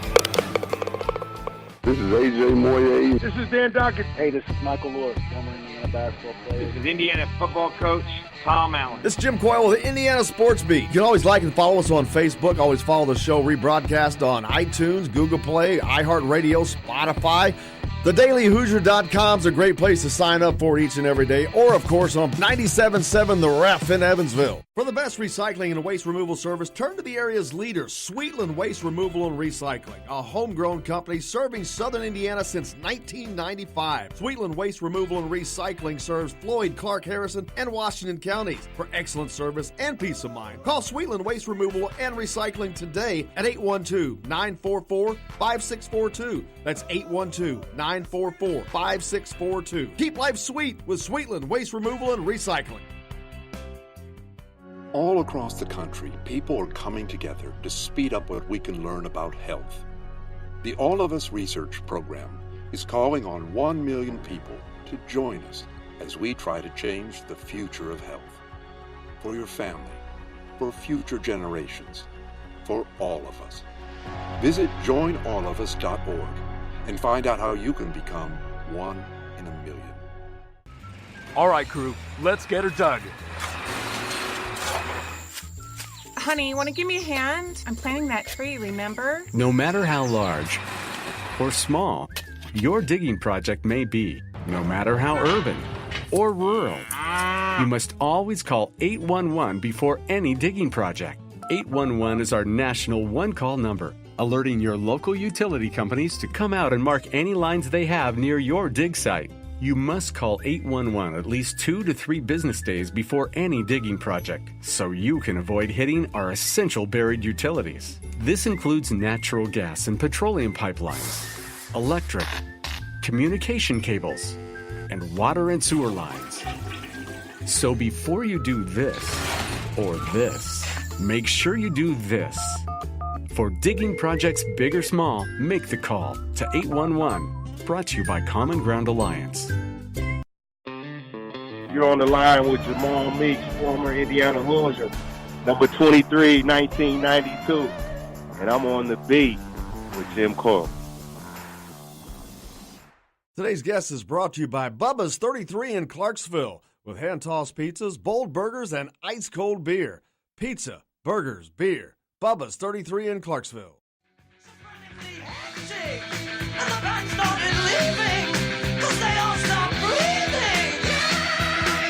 Welcome back to Indiana Sports Beat. Jim Coyle with you as always. Grateful to be joined by Coach Finicom from the Indiana Women's Soccer Program. Coach, thank you a lot for joining us. Yep. You came in from the East Coast. What drew you to the Midwest, to Indiana? The job offer, to be honest. And no, I think I was waiting for the right opportunity, right head coach opportunity. And I think talking to the people here and going through the process, I think this proved for me to be the right spot at the right time, and a great job to get into as a head coach. But also, I think we can make quick strides and elevate this program pretty quick. So I'm excited about it. I think I think it's the right spot for me. I've talked to a lot of the Indiana coaches. Coach Air, the volleyball program, he's a very well-renowned volleyball coach, and he talks about how it was an untapped market and there's great potential. Is that how you see the Indiana women's soccer program, something that has maybe been lying dormant and possibilities of big things? Yeah, I think so. I'm not. I think so. I've done a little bit when I got the job offer. I obviously spoke to a bunch of notable college coaches, like some of the best in the country, and they told me it's a top 25 program in waiting. And obviously that sounds easier than it actually is, but it's possible, and that's all we need, right? I think it's possible anywhere in the country, but I think here we have everything we need to become a top 20, top 25 team, and the resources are here. I think the conference itself. I think the university, the academic side of the university, I think we have everything we need. We got a great coaching staff. We got unbelievable support staff. So I think if we don't get in that top 25 within an X amount of years, I think we're failing. Obviously, the men's program here, if not the best in the country, it's certainly one of the best in the United States and has been for a long time. Yeah. Can you draw off of that and try to maybe use that to grow this program? Yeah, I think we can. I talk to Todd a lot, and our staffs interact a bunch, and I think we pick their brain a lot and see what they have done and what works. We actually try to get a couple of their guys to play for our team, and I think that will help a little bit. But no, they've been a great resource, and obviously what they have done is amazing all the way from the start. And I think we're picking little things that fit the profile of the women's soccer game, and we'll implement them. So there's no. I think there's no secrets there, but I think some of the things they've done is amazing, and I think we're grabbing as much as we can. And coming into a new area in the Midwest in Indiana, recruiting is obviously the lifeblood of any program. Yeah. And just looking at Coach Yeagley's team program, they've got some kids from Indiana, but they also got plenty they're from everywhere. I know it takes a mix, but getting into that recruiting base here locally, what does it take? How difficult is it to do that? It's not. I think. We had our staff and myself, we had some relationships in the area already with some of the bigger clubs. I think we've done we've done a really good job of getting into some smaller clubs, but there's some really talented players around, and our recruiting rules have changed over the last couple of months, so it's kind of an odd time right now. But I think we've been pretty successful in the area over the last couple of months since we've been here, and we will continue to do so. And I think obviously Indiana attracts a lot of people in the state of Indiana and around in the Midwest, and we want to focus on that. But we'll look for the best players anywhere. But if they're from here, it's even better. And how important is it to have some of those Indiana kids on the roster to, if nothing else, further recruiting tools? Yeah, no, I think it's huge. I think their pride that they're bringing in and their family ties to the university, I think it's huge, and I think any player that plays with a little bit more pride and playing maybe with family ties is playing maybe that 1%, 2% harder than somebody maybe coming from somewhere else. If it's two even players, I think we'll go for the player from Indiana. But if somebody from further away is better, we obviously go for the better player. The stadium undergoing some new changes, renovations. It's almost an iconic stadium for the soccer for those guys. But how's that going to benefit you guys? Yeah, I think it's.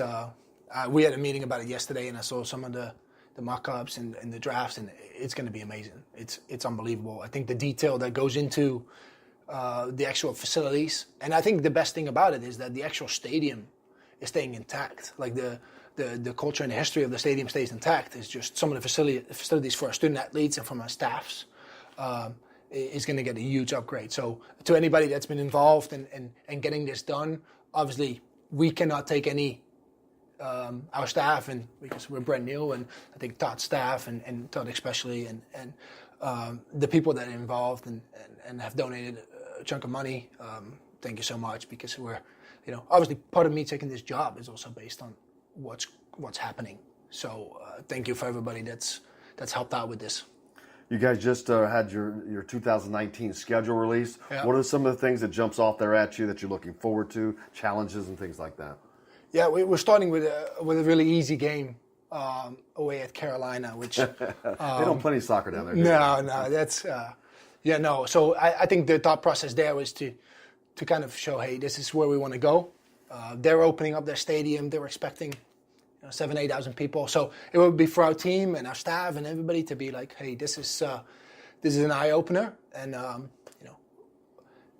it'd be tough, but nothing is impossible. And I think we've got a good balanced schedule. Obviously, our Big Ten schedule is tough. It's going to be one of the top conferences as well. We're playing some of the best teams in the country. So, and I think our schedule around that is very well balanced. I think no team on that schedule is going to be easy. No team is just a win, but no team is a loss either. So I'm excited for our schedule. I think a lot of local games. We're trying to be balanced in terms of where we play and who we play, and make sure that we got the right teams at the right time. So. And looking at the Big Ten, how does the Big Ten compare as far as women's soccer? I'll be honest with you, I haven't gotten myself ingratiated in enough yet. With Caitlin's help, hopefully I can get there and learn as much as I can quickly. But where does the Big Ten stack up? So I think historically, I think the Pac-12 and the ACC has been kind of the two top conferences. I think the SEC and the Big Ten are kind of in that mix. Obviously, Penn State. I know very well we lost against them in the national championship in 2015. So they've been around, the top 10 programs in the country for the last so many years. But there's so many good teams in this conference, and I think the parity of you see every year. I think Penn State is kind of a mainstay on the top of the conference, but then everybody else, you see Minnesota, you see Wisconsin, you see Ohio State, you see some of these teams in Northwestern that just come out of nothing and do really well. So I think it's a really strong conference from top to bottom, but I do think it's a conference that we can come in and improve quickly, and we'll see what happens, but we're not here to stay where we are. And I noticed the team GPA extremely high, 3.5. Yeah. The APR was the second highest ever. Yeah. Obviously, that means you got some smart kids, which means you have smart players. That's got to be very, very helpful, knowing that you got some smart kids out there. Yeah. Yeah, I don't know if those two always correlate. To be honest, I've seen some of the smartest players in the classroom are some of the maybe lack soccer smart, and some of the really, really soccer smart players are maybe not as good in the classroom. Are still good, but not a 4.0. So,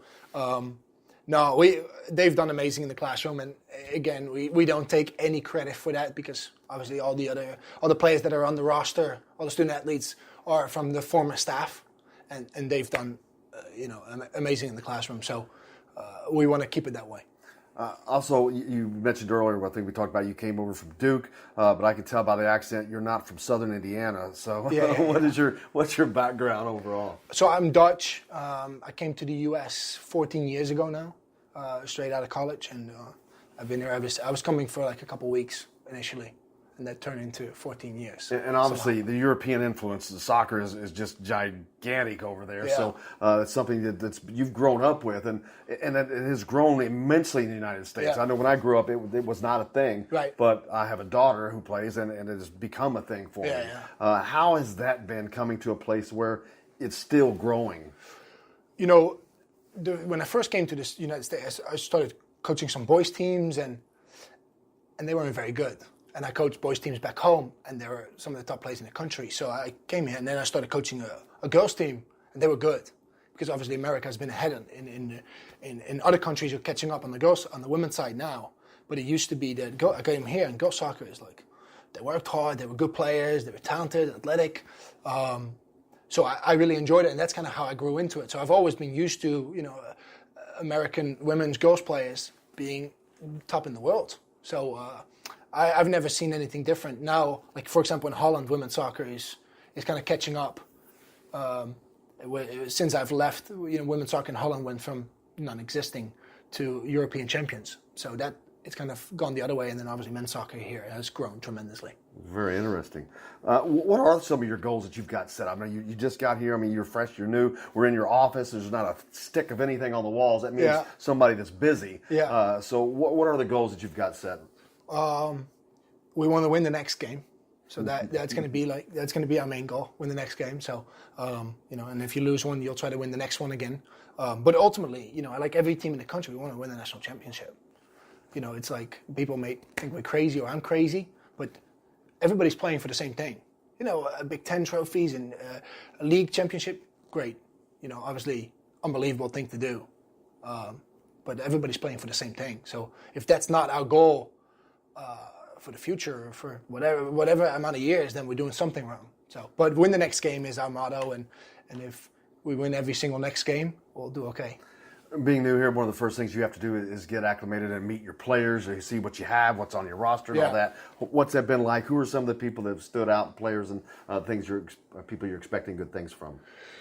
Yeah, so obviously I think transition is tougher for them than for myself or for our staff, just because they go from, they get recruited by one staff and one way of doing things, and then I think I'm not on the other side of the spectrum, but I'm different, and our staff is probably different. So I think that adjustment has been harder for them, for us, because I knew I know what I'm getting into. Because, but yeah, I think the players have been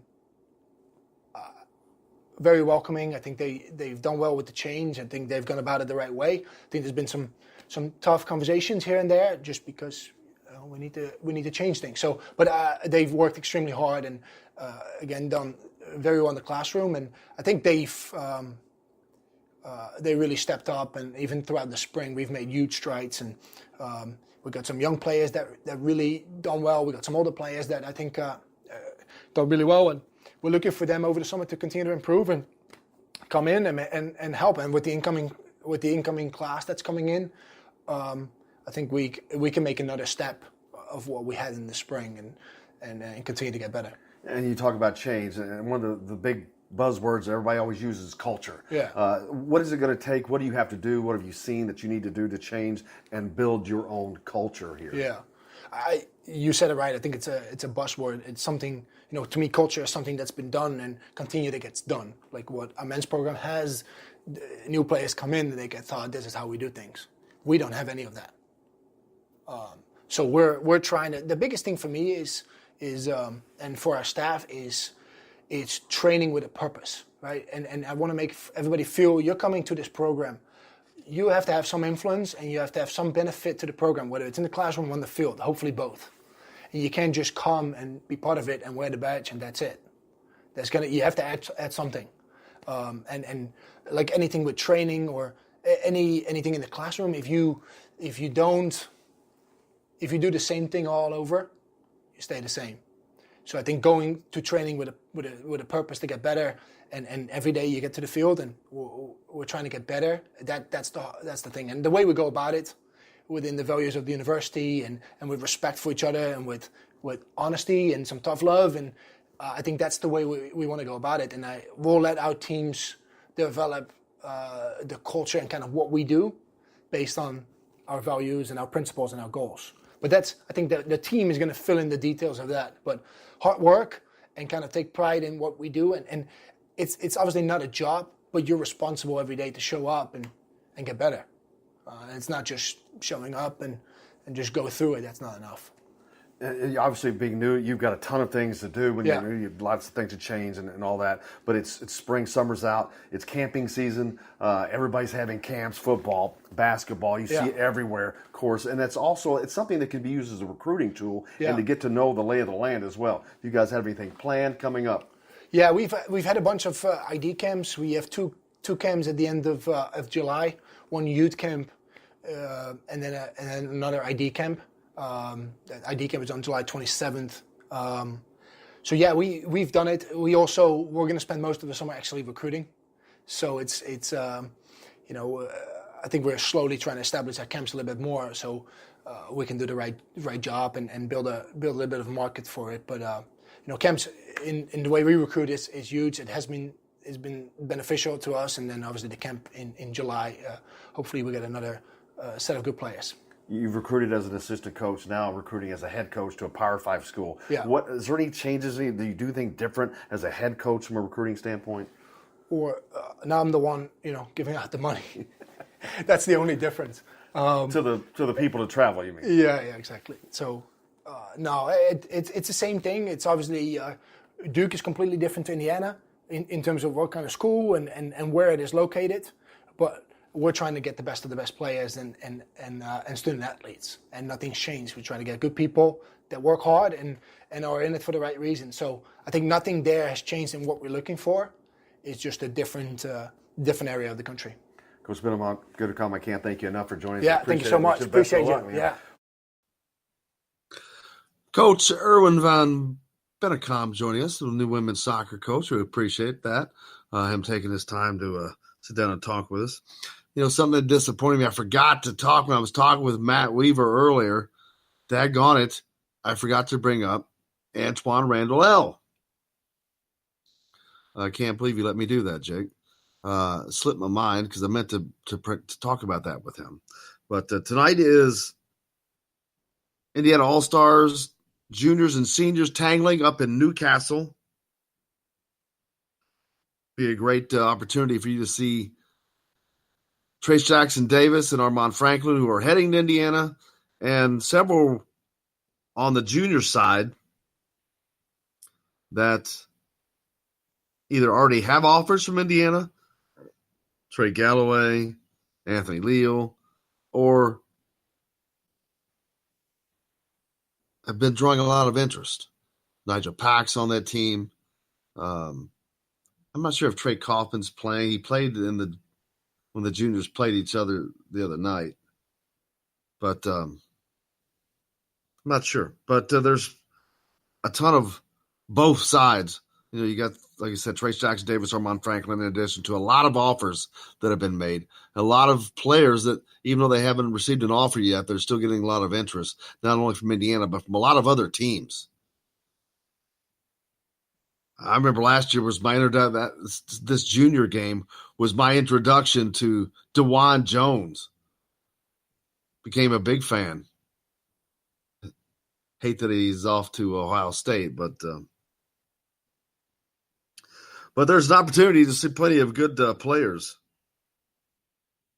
Then the seniors play this Friday and Saturday at Bellarmine in Louisville and at Bankers Life Fieldhouse in Indianapolis on Saturday. We'll be there to cover all of this today. Juwan Morgan works out with the Pacers today. Going to try to get there to cover that as well. A lot to try to get to for you. Try to get as much audio as we can get from the players. Not easy to get to everybody, but we're going to try to spread that around. Bill Sexton asking if I'd seen the text that Trace Jackson Davis had sent out. I had. He's been recruiting. He's been recruiting to the guys that have been extended offers. He's trying to get some Indiana guys to join him. We'll see how that goes. But, we'll have complete coverage of the All-Star game tonight between the juniors and the All-Stars. We'll get some audio for you between a lot of the players, whether it's recruits, current recruits, or ones that have been made offers to. But and then Friday and Saturday, the All-Star games, the senior side continue, like I said, and we'll cover that as well. But that's going to wrap up today. Tomorrow on the program, of course, Kevin Brockway from CNHI Papers will join us. And see if we can talk to Scott Agnes again. It's just getting tight with all these All-Star games, getting all this stuff worked in. But appreciate you. Hope we got you over the hump. We got plenty more coming tomorrow. For Jake, I'm Jim Coyle. Thanks a lot for sticking with us here on Indiana Sports Beat from the Golf Club at Eagle Point Studios. And I'll see you on the radio.